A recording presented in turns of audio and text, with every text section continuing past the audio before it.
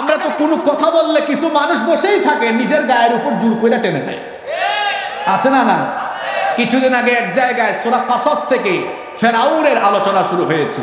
ইন্না ফিরআউনা আলা ফিল আরদ, এই আয়াতের তাফসীর আরম্ভ হয়েছে।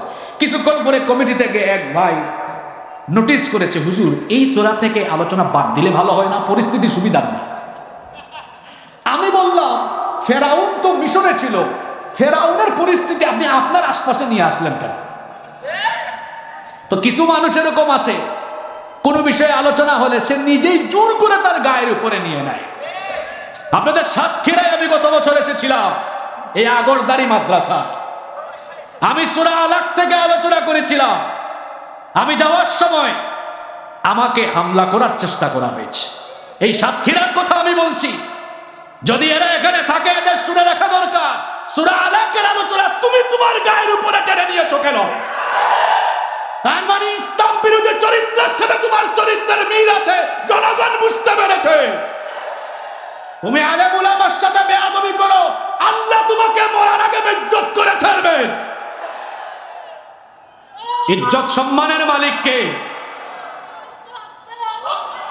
ইজ্জত সম্মানের মালিক কে? আমরা যখন কোরআন থেকে কথা বলি, আমরা কিছু হারানোর ভয়ে কথা বলি না, কারণ আমাদের হারানোর কিছুই নাই, আমাদের হারানোর কিছুই নাই। মাঝে মাঝে চেয়ারে বসে কিছু মানুষের মাথা ঠিক থাকে না, যে আমাদের অবস্থা মাঝে মাঝে হয় এমন, যে যখন বসে যায় চেয়ারে উঠে যায় তখন গিয়ারে। চেয়ারে বসে গিয়ার বাড়াইয়ে দিয়েন না, আমার চেয়ারের দিকে তাকান। আমার চেয়ারে 40 মিনিট আগে আরেক বক্তা ছিল, আসরের আগে আরেকজন ছিল। চেয়ার কয়টা? কথা বলেন না কেন? মানুষ কি একজন? আপনি যে চেয়ারে বসে ফুটানি করছেন, ইসলামের বিরুদ্ধে কথা বলছেন, আলেম উলামার সাথে বেয়াদবি করছেন, সাবধান হয়ে যান।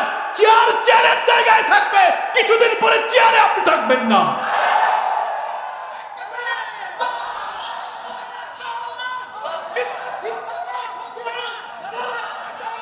বেশি ফুটানি দেখায়েন না, বেশি ফুটানি দেখালে টাকলা মুরাদের মতো পরিণতি হবে। কি বলেছিল? ইসলাম রাষ্ট্র ধর্ম থাকবে না, পাগলা। ইসলাম তো ঠিকই আছে, তুই না। তোর মন্ত্রিত্ব গেল, তারপরে তার এমপি নমিনেশনও গেল, তারপরে সে দাঁড়ালো, তার বান্ধবীর সাথে মার্কা মিলাই এক ট্রাক মার্কা নিয়ে আসলো। বান্ধবী চিনেন তো?